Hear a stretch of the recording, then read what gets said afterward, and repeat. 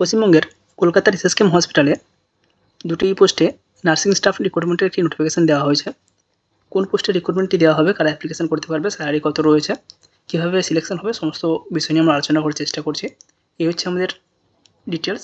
তো আমরা যে নোটিফিকেশনটি দেখতে পাচ্ছি 19/9/2025 এটি এসএসকেএম হসপিটালের অফিসিয়াল ওয়েবসাইটে পাবলিশ করা হয়েছে। কীভাবে অ্যাপ্লিকেশনটি ডাউনলোড করবে সেটা আমরা দেখানোর চেষ্টা করব। তার আগে এখানে আমরা দেখানোর চেষ্টা করছি অ্যাডভার্টাইজমেন্টে কী বলা হয়েছে।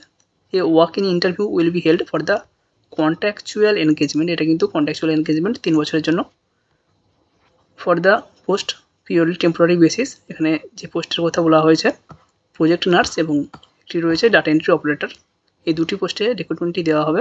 একটি রিসার্চ প্রজেক্ট রয়েছে, এক্সট্রামিউরাল রিসার্চ প্রজেক্ট, যেখানে বলা হয়েছে physiological postnatal weight loss nomogram in exclusively breastfed healthy term infant a multicentric prospective cohort study. এটি একটি রিসার্চ প্রজেক্ট রয়েছে। এই প্রজেক্টের আন্ডারে দুজন প্রজেক্ট নার্স রিক্রুটমেন্ট করা হবে।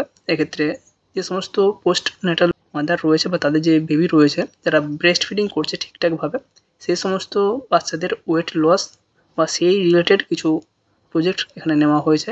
এই প্রজেক্টের আন্ডারেই তাদেরকে কিছু কাজ করতে হবে, সেই জন্য রিক্রুটমেন্টটি দেওয়া হচ্ছে। নিয়মিত পোস্ট রয়েছে প্রজেক্ট নার্স, টোটাল পোস্ট রয়েছে দুটো। মান্থলি যেটা স্যালারি দেওয়া হবে 24,000 টাকা পার মান্থ। ম্যাক্সিমাম এজ হতে হবে 30 বছর পর্যন্ত। শুধুমাত্র যারা ফিমেল ক্যান্ডিডেট রয়েছে তারা এখানে অ্যাপ্লিকেশান করতে পারবে। এখানে বলা হয়েছে মিনিমাম সেকেন্ড ক্লাস আর ইকুইভ্যালেন্ট সিজিপিএ। যেহেতু এখানে সিজিপিএর ব্যাপার নেই ওয়েস্ট বেঙ্গলের ক্ষেত্রে, পুরোটাই র মার্কস। এখানে এসেন্সিয়াল কোয়ালিফিকেশনের মধ্যে জিএনএম বলা হয়েছে। এছাড়াও যারা বিএসসি পোস্ট বেসিক বিএসসি তারা এখানে অ্যাপ্লিকেশন করতে পারে। ডিজায়ারেবল কোয়ালিফিকেশনের মধ্যে বলা হয়েছে 2 ইয়ার্স এক্সপিরিয়েন্স পেডিয়াট্রিক অথবা নিওনেটোলজি অথবা এসএনসিউ। এই জায়গাতে যদি 2 বছরের এক্সপিরিয়েন্স রয়েছে তারা যদি এখানে অ্যাপ্লিকেশান করে তো তারা অবশ্যই অগ্রাধিকার পাবে। এবং যদি কম্পিউটারের ওপর মাইক্রোসফটের উপর কোনো এক্সপিরিয়েন্স থেকে থাকে বা কোনো কোর্স করে থাকে সেক্ষেত্রেও সুবিধা পাওয়া যাবে সিলেকশনের ক্ষেত্রে। কী কাজ করতে হবে অ্যাকচুয়ালি, যেহেতু এটা একটা প্রজেক্ট যেখানে বলাই হচ্ছে পোস্ট ন্যাটাল যে মাদার এবং তাদের যে বাচ্চা রয়েছে যারা ব্রেস্ট ফিডিং করছে সেই রিলেটেড তাদের ওয়েট লস হচ্ছে বা ওয়েট গেন হচ্ছে সেই রিলেটেড কিছু ডাটা কালেকশন করা। সেহেতু যে সমস্ত ডেলিভারি পয়েন্ট রয়েছে লেবার রুম বা post natal ward, NICU, SNCU, এই সমস্ত জায়গা থেকে নিউবর্নের ডিটেলস এবং তাদের ওয়েট বা তাদের যাবতীয় ডিটেলস এখানে কালেক্ট করতে হবে এবং সেগুলো একটা ডেটা এন্ট্রি করতে হবে। এ হচ্ছে তাদের মেন কাজ। এখানে বলাই হয়েছে daily round at delivery point, postnatal ward, NICU, SNCU, এই সমস্ত জায়গাগুলোতে তাদেরকে প্রতিদিন ভিজিট করতে হবে এবং সেখান থেকে কিছু স্টাডি করতে হবে এবং যে সমস্ত ডিটেলস বা ইনফরমেশান পাওয়া যাচ্ছে, ওয়েট রেকর্ড পাওয়া যাচ্ছে, সেগুলোকে মনিটরিং করতে হবে।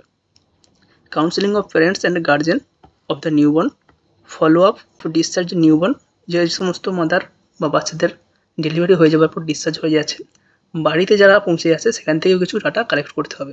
যেহেতু এটা একটি রিসার্চ প্রজেক্ট সেহেতু সমস্ত ডিটেলস এখান থেকে একত্রিত করতে হবে, এটাই তাদের মূল কাজ। এছাড়াও ডাটা এন্ট্রি অপারেটর রয়েছে, এক্ষেত্রেও স্যালারি দেওয়া হবে 29,200 পার মান্থ, একটি মাত্র পোস্ট। এক্ষেত্রে যে কোয়ালিফিকেশান চাওয়া হয়েছে graduate from a recognised university with certificate in computer application.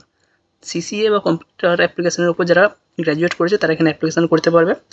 একটি স্পিড টেস্ট হবে যেতে 8,000 কি টাইপ করতে হবে 1 ঘন্টার মধ্যে, এবং অবশ্যই মাইক্রোসফট ওয়ার্ড, এক্সেল এবং ইন্টারনেট ব্যবহারের ওপর তার প্রফিসিয়েন্সি বা দক্ষতা থাকতে হবে। ডিজায়ারেবল বলা হয়েছে 2 বছর যদি এক্সপিরিয়েন্স থাকে ডাটা এন্ট্রির ওপর এবং বেসিক স্ট্যাটিস্টিক্যাল অ্যানালাইসিসের উপর যদি তার কোনো সার্টিফিকেট থাকে বা নলেজ থাকে সেক্ষেত্রে তাকে সুযোগ সুবিধা দেওয়া হতে পারে সিলেকশনের ক্ষেত্রে। জব রেসপন্সিবিলিটি একই, যে সমস্ত ডাটা স্টোর হচ্ছে বা কালেক্ট হচ্ছে সেগুলোকে পুট করতে হবে। এসএনসিউ, নিকু বা পোস্ট ন্যাটাল ওয়ার্ড থেকে ডাটা কালেক্ট করতে হবে।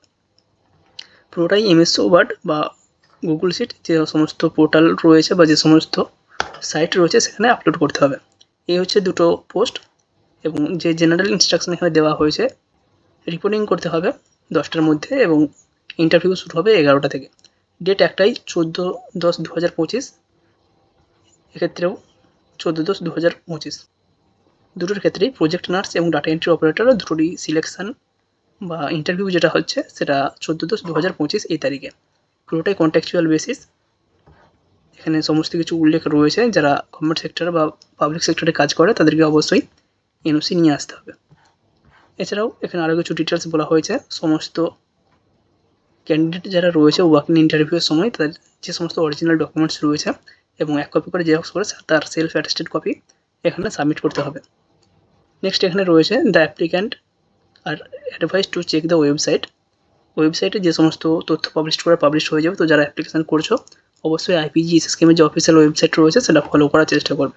প্লেস অফ ইন্টারভিউ এখানে বলাই হয়েছে department of neonatology 8th floor, seminar room, institute of post graduate medical education and research and SSKM hospital, IPGMER এবং এসএসকেএম যে হসপিটাল রয়েছে সেই জায়গাতেই ইন্টারভিউ হবে। ডেট দেওয়া রয়েছে 14 অক্টোবর 2025, 11:30 থেকে ইন্টারভিউ শুরু হবে। বাট তার আগে 10টার মধ্যে এখানে পৌঁছে যেতে হবে। ডকুমেন্ট ভেরিফিকেশান বা আদার্স যে সমস্ত প্রসেস রয়েছে সেগুলো কমপ্লিট করতে হবে।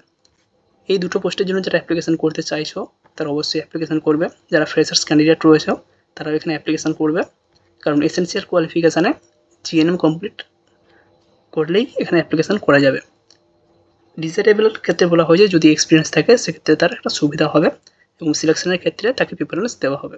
তো যারা ইন্টারেস্টেড রয়েছে অবশ্যই কোনো অনলাইন অ্যাপ্লিকেশান করতে হচ্ছে না, জাস্ট 14/10/2025 নিজের ডকুমেন্ট, অ্যাটেস্টেড ফটোকপি এগুলো নিয়ে ওখানে চলে যেতে হবে।